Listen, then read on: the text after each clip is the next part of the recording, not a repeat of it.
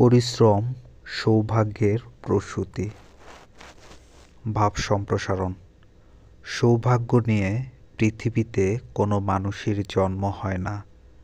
মানুষ কর্মের মাধ্যমে তার ভাগ্য গড়ে তোলে। পরিশ্রমই সৌভাগ্য বয়ে আনে।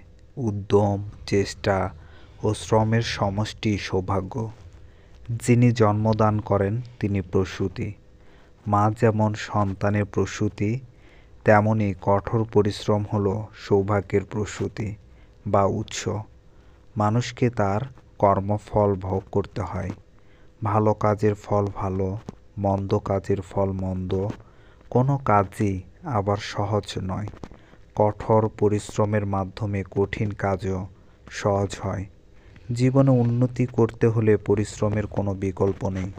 পরিশ্রম ছাড়া কেউ কখনো তার ভাগ্যকে গড়ে তুলতে পারেনি। জীবনে অর্থ, বিদ্যা, যশ, প্রতিপত্তি লাভ করতে হলে অবশ্যই পরিশ্রম করতে হবে। ছাত্র জীবনে কঠোর পরিশ্রম করে শিক্ষা লাভ না করলে সাফল্য লাভ করা অসম্ভব। পরিশ্রম ছাড়া জাতীয় উন্নতিও লাভ করা যায় না। শ্রমই হলো উন্নতির চাবিকাঠি। যে জাতি পৃথিবীতে যত বেশি পরিশ্রমী, সে জাতি তত উন্নত। ব্যক্তিগত ও সমষ্টিগত পরিশ্রমের মধ্য দিয়েই জাতির সৌভাগ্য অর্জন করা যায়।